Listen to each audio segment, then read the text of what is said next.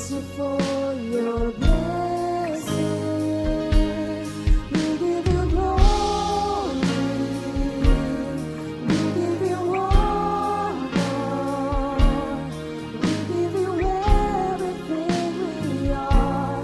Lifting our hearts and hands before you. We give you glory. We give you honor. We give you everything we are. Lifting our hearts and hands before you, Lord.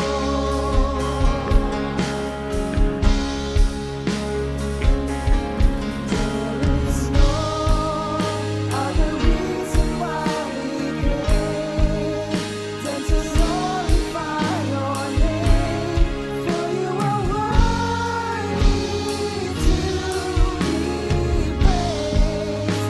Now we offer up our lives as a living sacrifice, holy acceptable to you. We give you glory. We give you honor. We give you everything we are. Lifting our hearts and hands before you. We give you glory. We give you honor. We give you everything we are. Lifting our hearts and hands before you, Lord. We give you everything we are. Lifting our hearts and hands before you, Lord. We give you everything we are. Lifting our hearts and hands before you, Lord. Purihin po natin ang Panginoon. Hallelujah, Jesus. Hallelujah. Napakasarap magpuri sa Panginoon. Amen? Amen. Kaya patuloy po nating awitan ng Panginoon at papurihan at pasalamatan. Hallelujah, Jesus. Praise God. Praise the Lord. Hallelujah.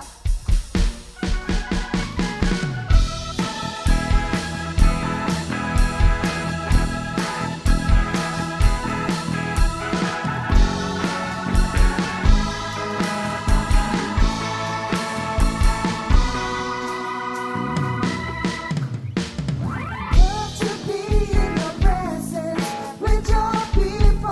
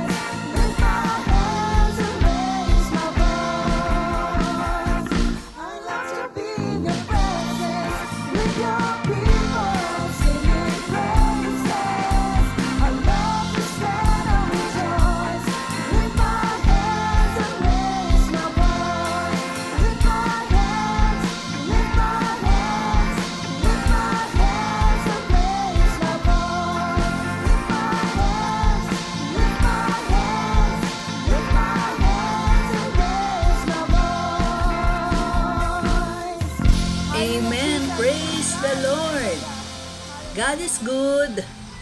Isang mapagpalang gabi po sa ating lahat at sa lahat ng mga nakikinig ngayon. Welcome po sa ating midweek fellowship live stream. Salamat sa Panginoon dahil muli tayong binigyan ng pagkakataon na magtipon-tipon upang siya ay purihin at pakinggan ang kanyang salita kahit tayo ay nasa magkakaibang lugar. Amen. Bago po tayo magsimula, inaanyayahan ko ang bawat isa na i-like, i-share ang live stream fellowship na ito at itag ang inyong mga kaibigan upang mas marami pa ang makarinig ng salita ng Diyos. Amen. Hallelujah. Mga kapatid, ihanda na natin ang ating mga puso sa pagpupuri sa ating Panginoon. Sama-sama tayong umawit at magpasalamat. Hayaan nating maranasan ang presensya ng Diyos sa gabing ito. Hallelujah. Hallelujah. Inaanyayahan ko na po ang ating music ministry sa pagpupuri sa ating Panginoon. Hallelujah. Hallelujah. Hallelujah.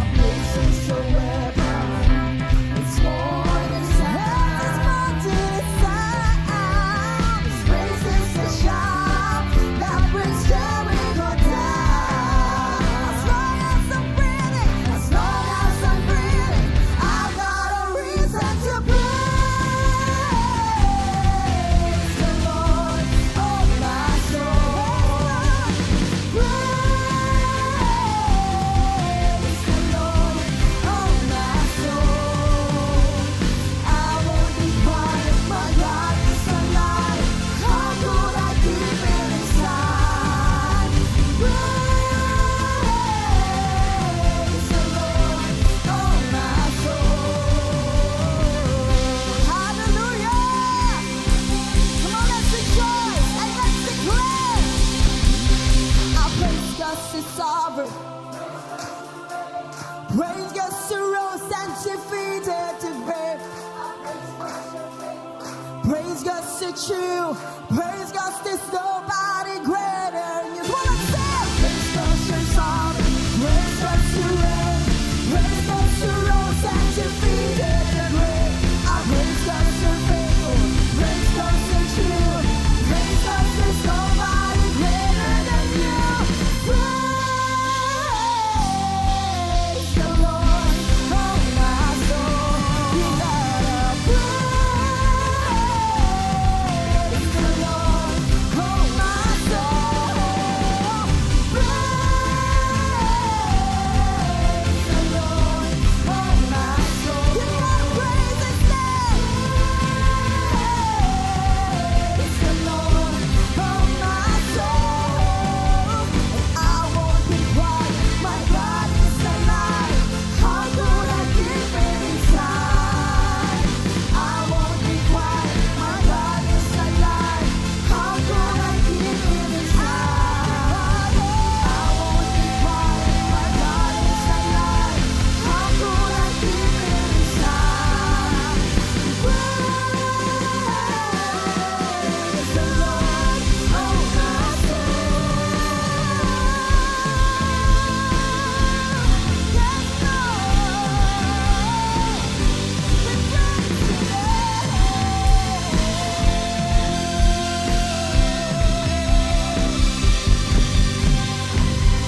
Hallelujah, Jesus.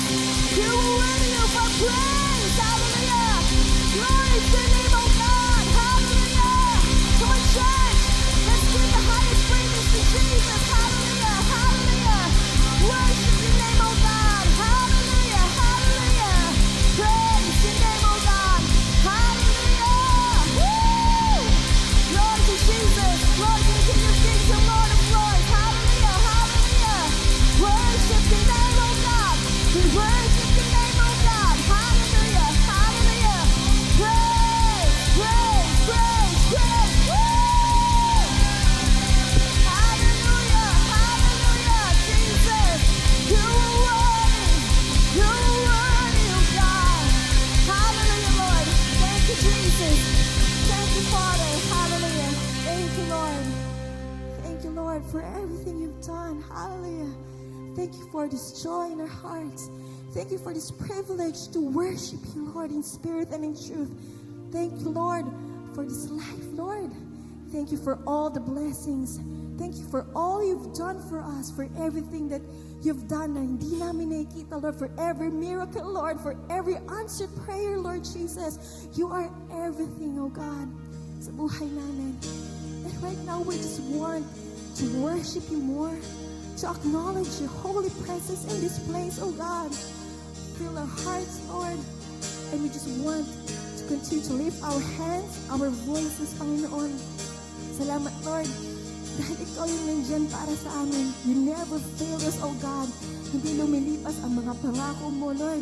Yung mga salita mo, Lord, Panginoon, pinangahawakan ng patuloy nagbibigay sa amin ng kapayapaan, ng pag-asa, Lord, ng comfort, ng strength, oh God. Lord, you are everything. You are higit sa lahat, Lord, sa karamdaman namin, Lord, sa pangangailangan, the name above all names. And that is Jesus. And we just want to continue to worship and praise Jesus. Ano man yung pinagdadaanan namin, we're gonna praise your name. We're gonna praise and lift your name on high. We're gonna praise you even we don't feel it. Even we don't see it, Lord. We don't see you, Lord. We don't see you working because, Lord, we know nandiyan ka palaging para sa amin. Even though, Lord, minsan, we are lost, Lord, we still find ways, Lord, para mahanap kami. And that is your grace, Lord. Thank you for not giving up on us, Lord. Thank you, Panginoon, dahil kayo palaging nandiyan para sa amin. We want to continue, Lord, to declare your faithfulness, your goodness, and your grace right now.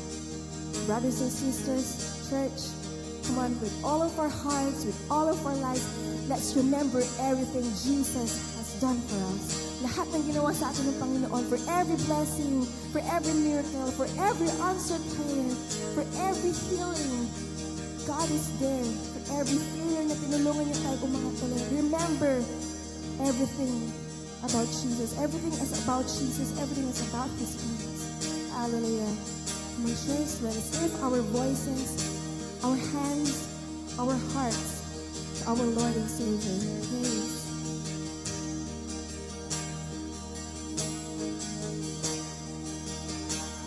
Oh, I've heard 1,000 stories of what they think you're like, but I've heard a tender whisper of love in the dead of night, and you tell me that you're pleased and that I'm never alone. You're a good, good Father. It's who you are. It's who you are. It's who you are, and I'm loved by you. It's who I am. It's who I am. It's who I am. Who am I seeing? Many searching for answers, far and wide, but I know we're all searching for answers. Only you provide us to know just what we need before we say a word. You're a good, good Father. It's who you are. It's who you are. It's who you are, and I'm loved by you. It's who I am. It's who I am. It's who I am. You're a good, good Father. It's who you are.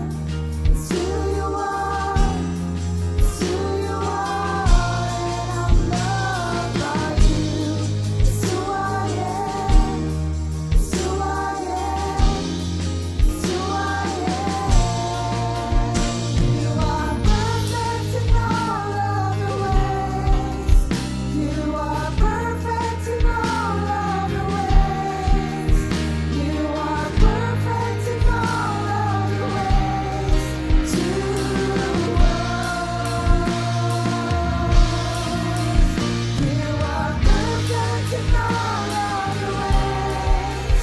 You are perfect in all of your ways. You are perfect in all of your ways to us. You're a good, good Father. It's who you are. It's who you are. It's who you are, and I'm loved by you. It's who I am. It's who I am. It's who I am. You're a good, good Father. It's who you are. It's who you are. It's who you are, and I'm loved by you. It's who I am. It's who I am. It's who I am.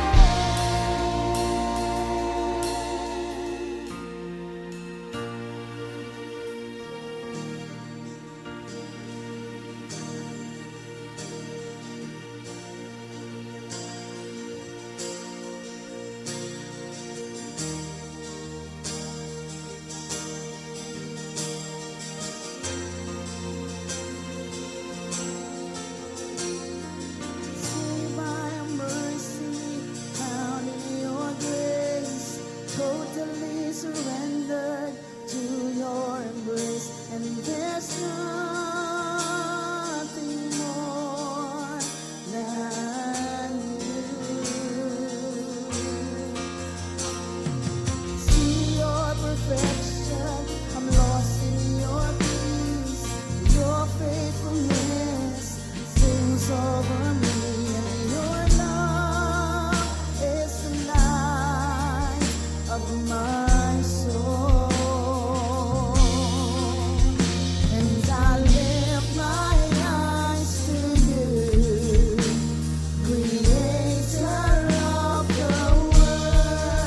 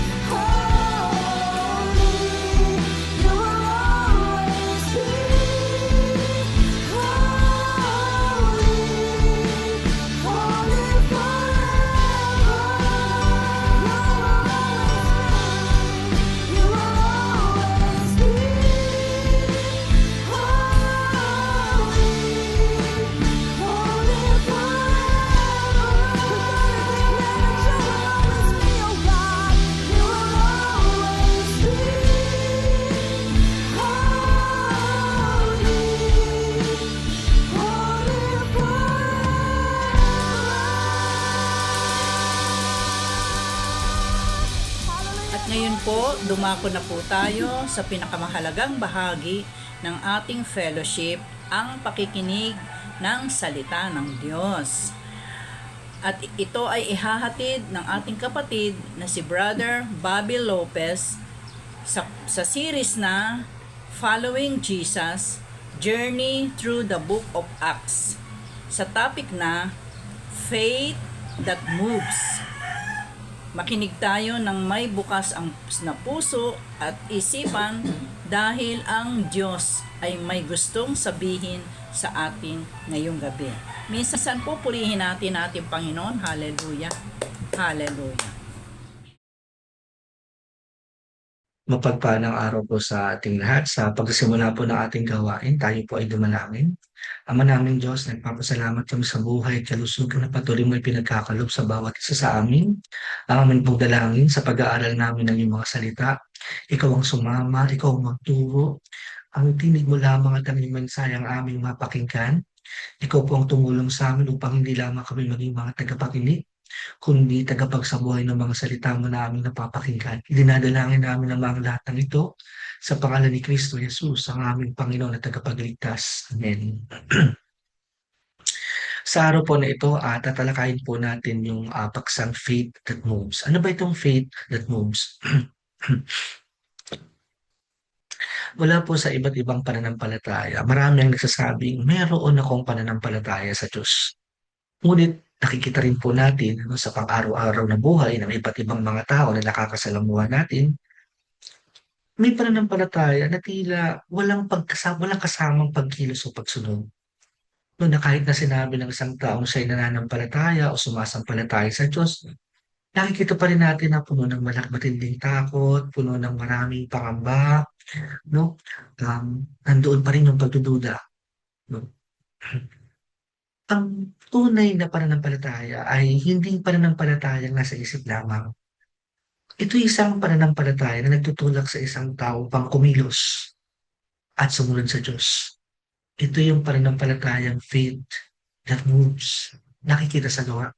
Sabi nga sa Galatia 5, sabi nga po sa sulat ni Apostol Pablo sa mga taga-Galatia, ang mahalaga ay ang pananampalatayang nakikita sa gawang udyok ng pag-ibig. Sa araw po na ito, tutunghayan po natin ang isang kwento mula sa Aklat ng Mga Gawa, Kabanata 3, talatang 1 hanggang 10. Doon na naglalarawan kung ano ba yung pananampalatayang may kalakip na gawa, pananampalatayang may pagkilos, no? Pananampalatayang hindi lamang sa bibig, pananampalatayang hindi lamang sa isip, kundi pananampalatayang makikita mo doon sa buhay ng tao.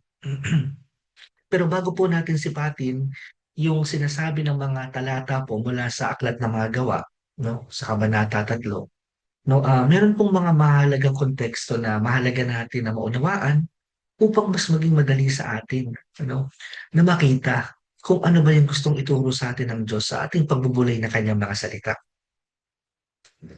Una, ano ba ang mahalagang papel ng templo sa buhay ng mga Hudyo? Mahalaga makita natin yung cultural value ng temple in the life of Jewish people, in the life of the Jewish people, no? Kailangan natin itong makita, no?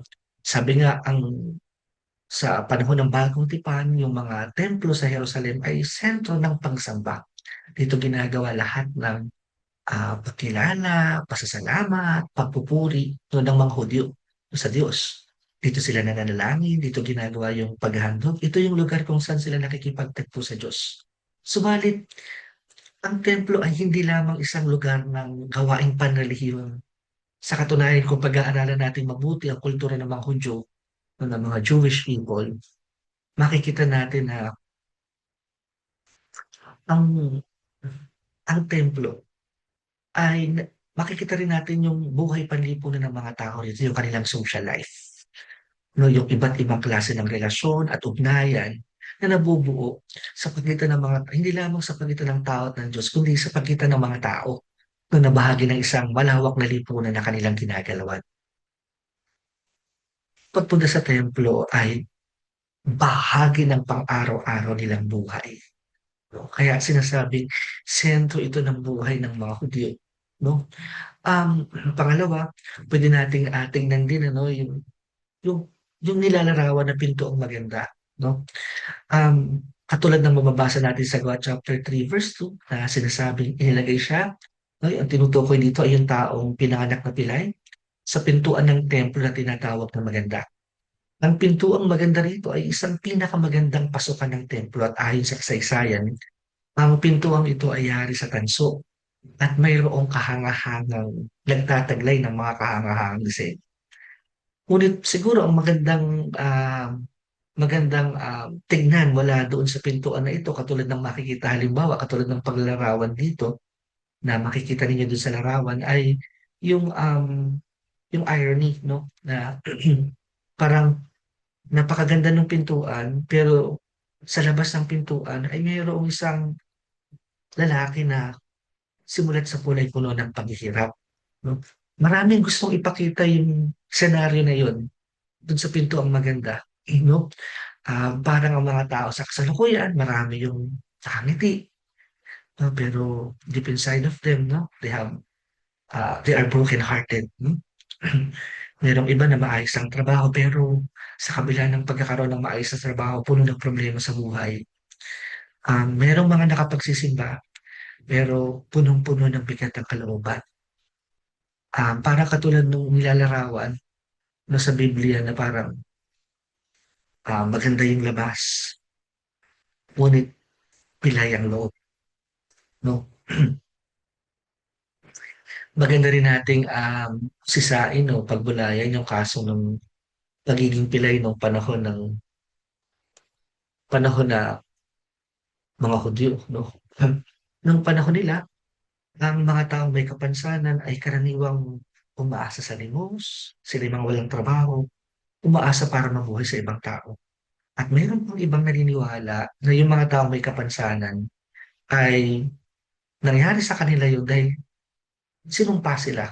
Ito'y bunga ng kanilang kasalanan. So, makikita natin na hindi lang sila nagsa-suffer physically, more than physically, no? Bit-bit nila yung kahihiyan, tanggi, no? They are not socially acceptable, no? At meron silang mababang pagtingin sa lipunan. They are always being degraded, no? They feel so demoralized. Kaya, hindi lamang yung binti ang pilay sa kanila. Kung tutuusin, posible na pilay na din yung kanilang pag-asa. Hmm, pilay na pilay. Pero isang bagay na mahalaga natin sigurong makita at matutunan, 'no, ang pananampalataya, yung sinasabi nating faith that moves ay isang pananampalatayang hindi tumitingin sa limitasyon, kundi sa kapangyarihan ng Diyos. Ang sabi sa Gawa chapter 3 verses 1 to 2, minsan sina Pedro at Juan ay umakyat sa templo sa oras ng pananalangin, sa ika-9 na oras. At may isang lalaking pilay mula pa sa kanyang kapanganakan na dinadala at inilalagay araw-araw sa pintuan ng templo na tinatawag na maganda upang humingi ng mga limos sa mga pumapasok sa templo.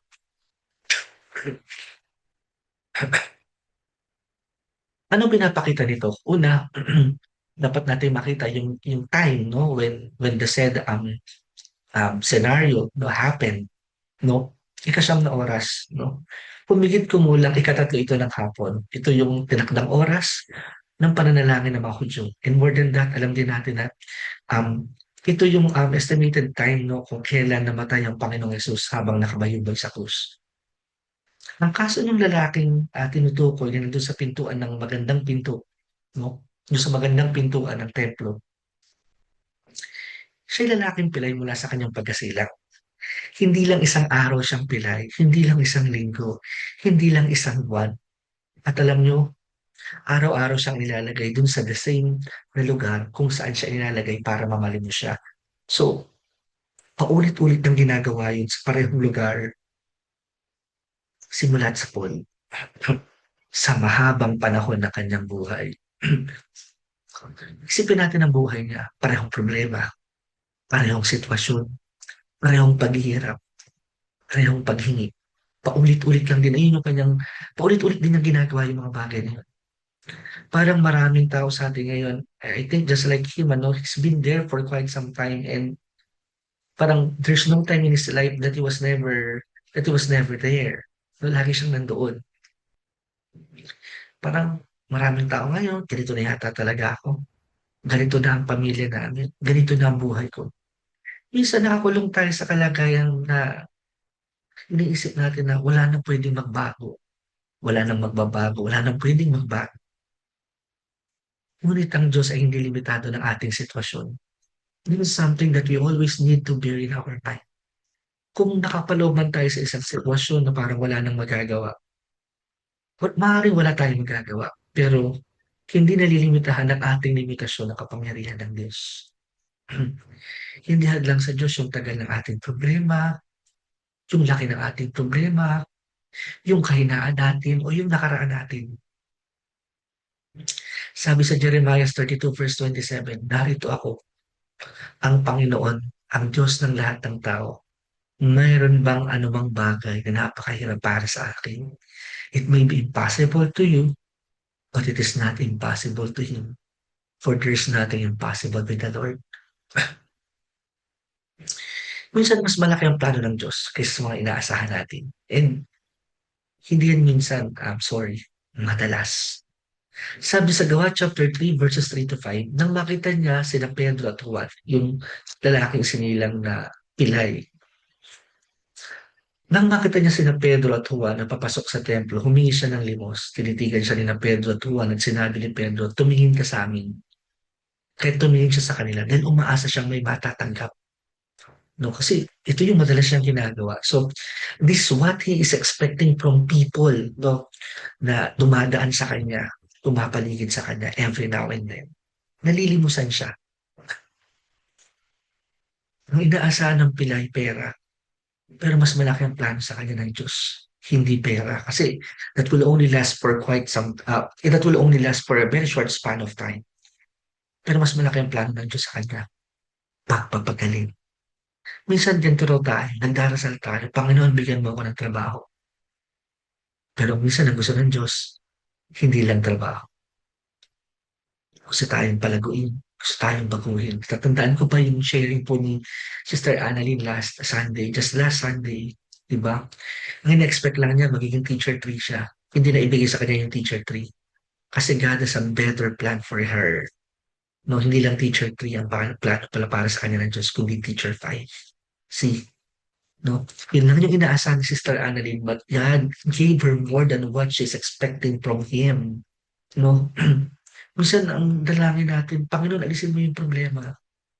Pero ang Diyos, minsan, hindi niya inaalis yung problema, pero ang ginagawa niya, pinalalakas niya tayo sa gitna nito. Minsan, maliit ang hinihingi natin dahil maliit lang ang pananaw natin, pero hindi ang Diyos.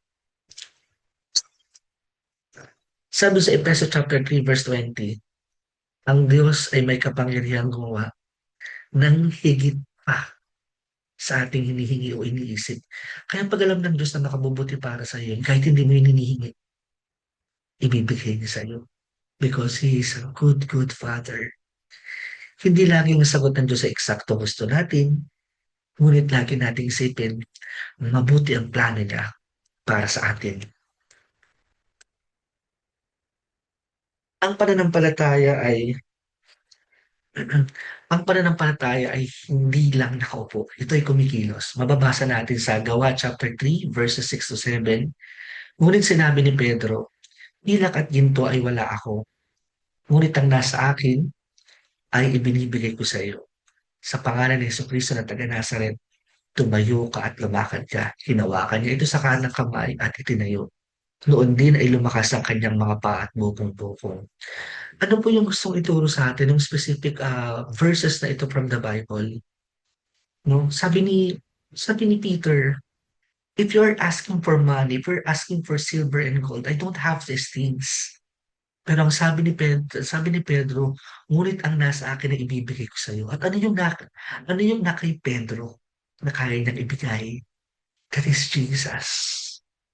Ang sabi niya, in the name of Jesus, rise up and walk. We cannot give what we do not have. What we can give are just the things that we have in our possession.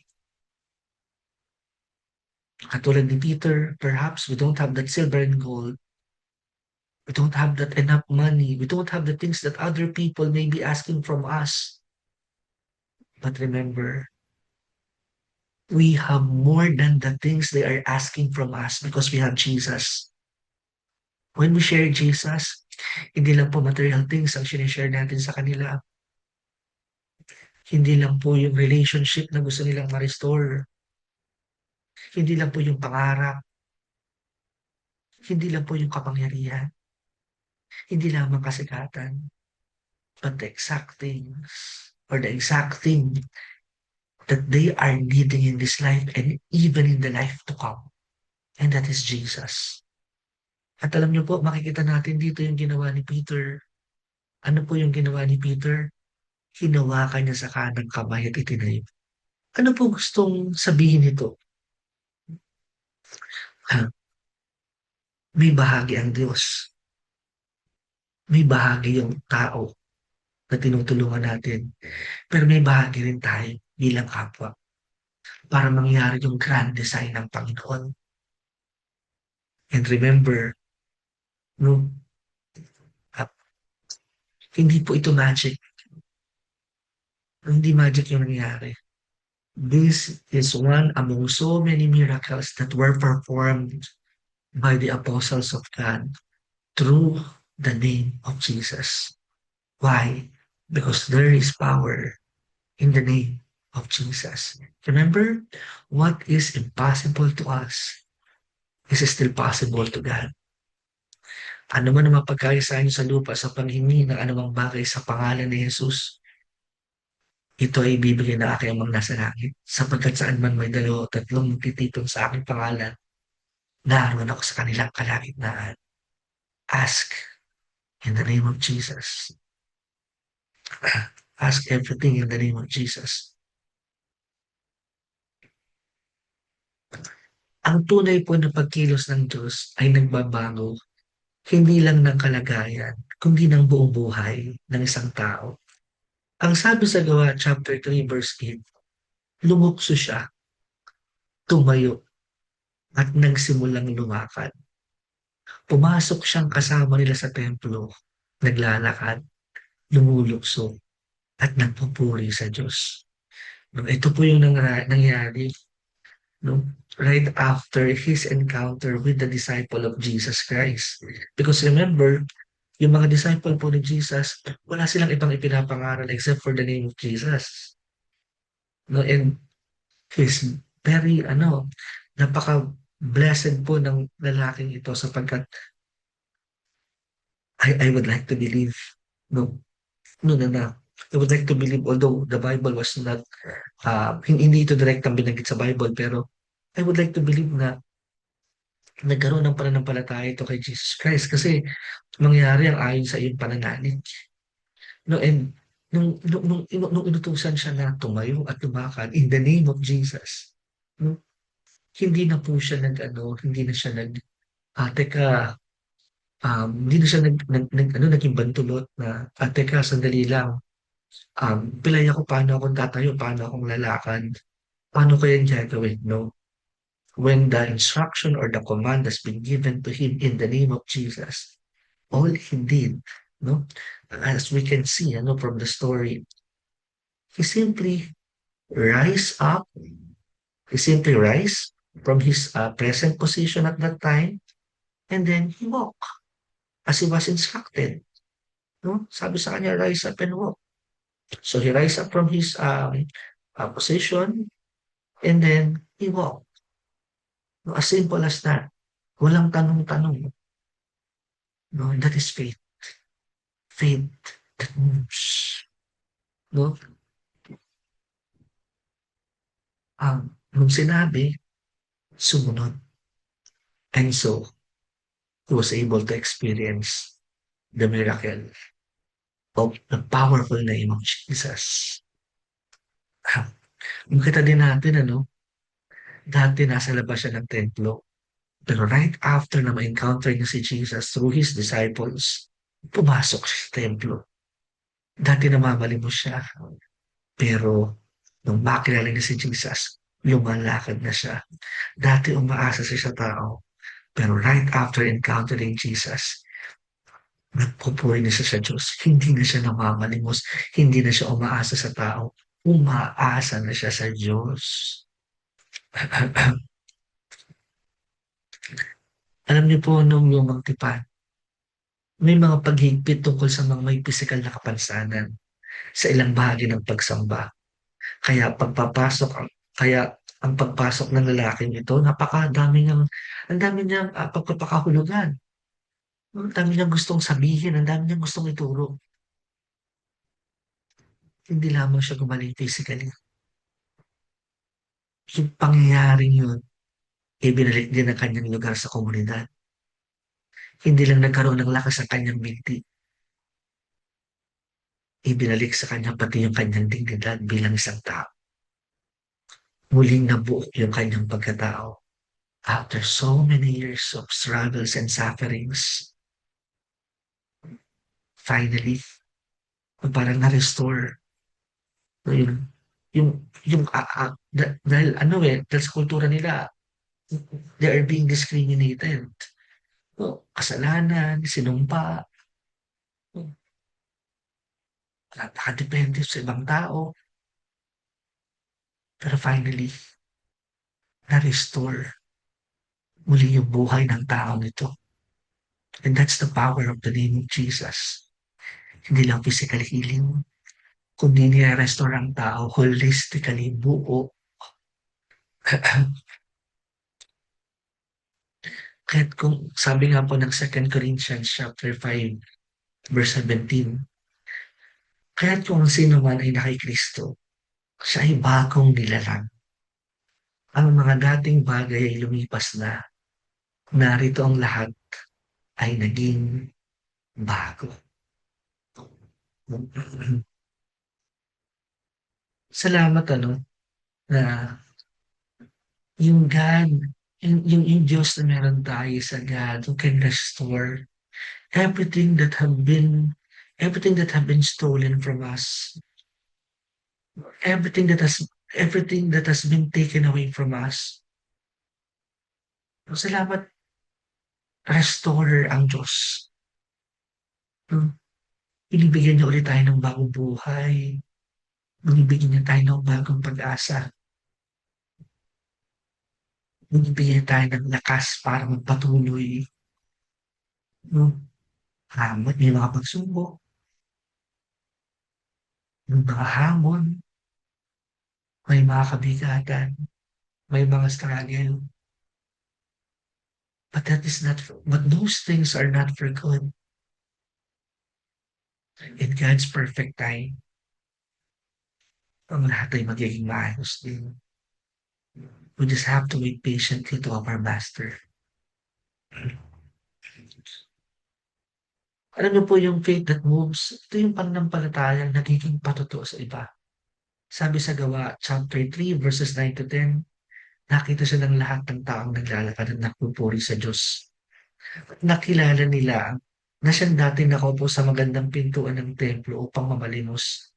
At sila'y lubhang namangha, nagtaka sa nangyayari sa kanya.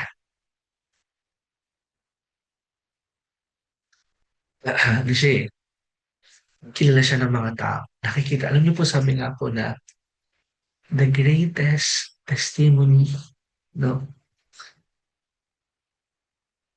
nung pagkakakilala natin kay Jesus,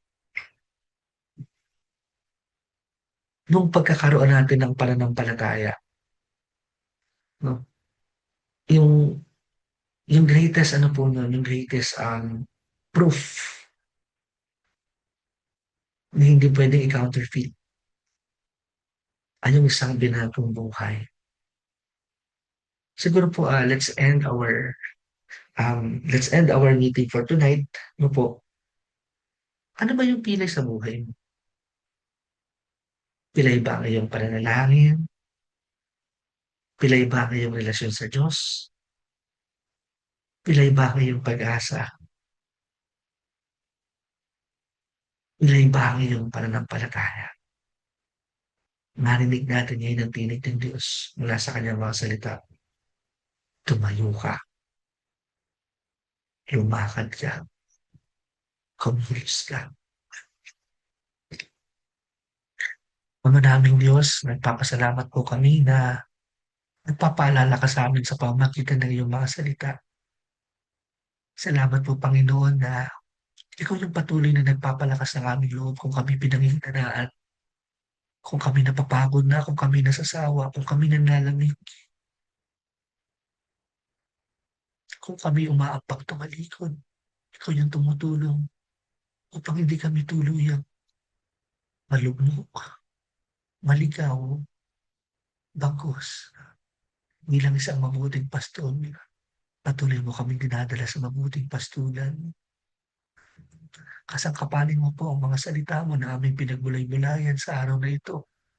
Maging kalakasan ito sa mga kapatid na mayroong mahigpit na pinagdadaanan. Maging paalala ito sa kanila na hindi nakakalimot ang Panginoon. That there is power in the mighty name of Jesus. In that name of Jesus, hindi lang po healing ang dala noon, Panginoon, kundi restoration ng buong naming pagkatao. And we will always celebrate and thank you, Lord Jesus Christ, for every single thing, for every single blessing, Panginoon, na nare-receive namin mula sa iyo. At sa araw pong ito, tulungan mo kami, samahan mo kami, patuloy na maghari ka at mamuna sa buhay ng bawat isa. Sa pangalan ni Kristo Jesus, ang aming Panginoon at tagapagligtas. Amen. Muli po, isang mapagpalang araw sa ating lahat. God bless po.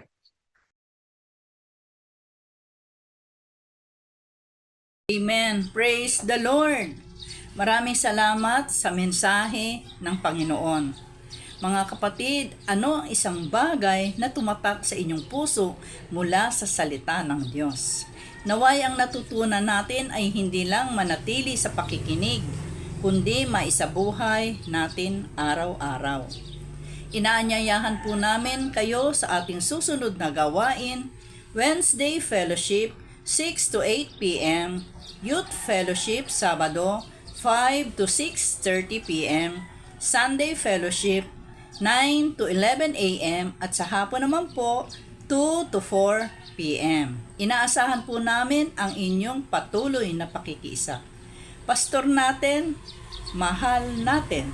Community natin ng lingkod, mahal natin. Pamilya natin, mahal natin. Ang tema ng taon, tapat na lingkod, buhay na patotoo. Maraming salamat sa inyong pagdalo sa ating Midweek Fellowship online. Naway manatili sa ating puso ang salita ng Diyos at magpatuloy lumakad tayo sa pananampalataya. Pagpalain tayong lahat ng Panginoon. Amen. Praise the Lord.